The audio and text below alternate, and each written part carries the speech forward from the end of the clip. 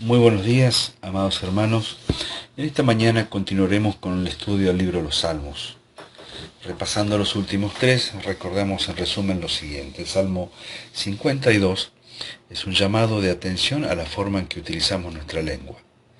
El Salmo 53 es un instructivo acerca de la maldad del hombre sin Dios. Y el Salmo 54 es un ruego por protección contra los enemigos. Habiendo compartido la semana pasada el Salmo 55 en forma más extensa como estudio bíblico, en esta mañana simplemente vamos a compartir 3 puntos bien definidos de este salmo tan personal que escribió David.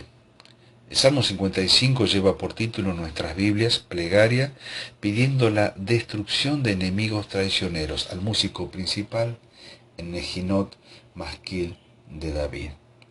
Evidentemente, David escribe este salmo después de una experiencia suprema en su propia vida, donde tuvo que experimentar la traición, no solo de su propio hijo, sino también de uno de sus mejores amigos y consejeros. Tiene en el título la marca del masquil, es decir, la instrucción. Tal como hemos aprendido del Salmo 52 al 55, cada uno de estos salmos lleva este detalle, masquil, instrucción, basada especialmente en experiencias que David vivió. También expresa al músico principal en Nejinot, marcando la nota en que debía ser esto entonado y cantado por parte de aquellos que formaban el coro, la música en el templo. Escucha, oh Dios, mi oración y no te escondas de mi súplica. Está atento y responde, me clamo en mi oración y me conmuevo. Estos primeros versículos nos dan la nota inicial de este salmo. Es el pedido y la plegaria de alguien que necesita ser escuchado, una oración que necesita ser atendida, una presencia que necesita ser tenida en cuenta. Por eso dice, escucha mi oración y no te escondas de mi súplica. Cuando David escribió el Salmo 55, la situación que le tocaba vivir estaba llena de angustia, traición y desengaño. Su propio hijo Absalón se había rebelado contra él, y Ahitofel, uno de sus consejeros y amigos más cercanos, era parte activa en esta traición. Esto se puede leer en nuestras Biblias en 2 Samuel, capítulo 15. El texto que posiblemente ilustra acertadamente el sentir de David en esta etapa de su vida se encuentra en 2 Samuel 15, 30 al 32. Dice así, y David subió la cuesta de los olivos, y la subió llorando, llevando la cabeza cubierta y los pies descalzos. Y dieron aviso a David diciendo, Ahitofel está entre los que conspiraron con Absalón. Cuando David llegó a la cumbre del monte para adorar allí a Dios. Es esta una escena de duelo y amargura que no deja de enseñarnos una gran lección. David en su dolor de todas maneras buscó la altura, la cumbre del monte de los olivos, con el objetivo definido de brindar adoración a Dios, a pesar de que esa parecía ser una de las derrotas más crueles de su vida. No olvidemos el trasfondo histórico. David fue traicionado por su propio hijo y por uno de sus mejores amigos y consejeros. Es por ese motivo que el Señor Jesucristo dijo, los verdaderos adoradores adorarán al Padre en espíritu y en verdad, porque también el Padre tales adoradores busca que le adoren. Juan 4:23. El Padre busca adoradores. Y David nos enseña que sin importar las circunstancias, Él los puede encontrar. 3 puntos muy sencillos para tener en cuenta en este salmo. Punto número 1. Comienza el salmo explicando las razones de su temor. Escucha, oh Dios, mi oración y no te escondas de mi súplica, porque sobre mí echaron iniquidad y con furor me persiguen. Temor y temblor vinieron sobre mí y dije, ¿Quién me diera alas como de paloma? Volaría yo y descansaría. Es el resumen, en pocas palabras, del Salmo 55, del versículo 1 al 8.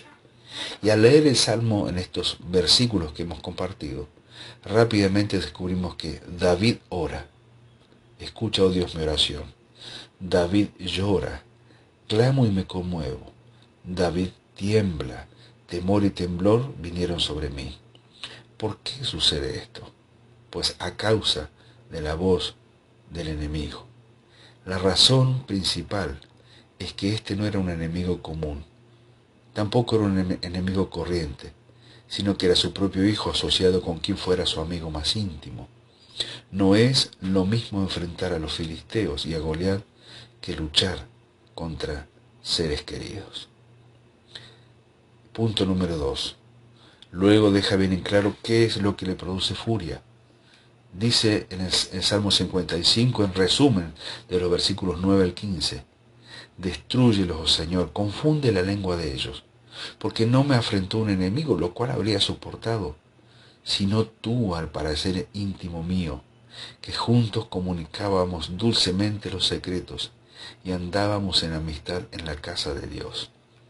La descripción de los sucesos mencionados en los versículos 9 al 11 coincide con la maldad expresada por Absalón y sus secuaces. La ciudad de Jerusalén despreciaba a su rey y aceptaba la vileza de los rebeldes. Todo esto generaba gran dolor y furia en el salmista. La lógica del argumento de David es bien comprensible.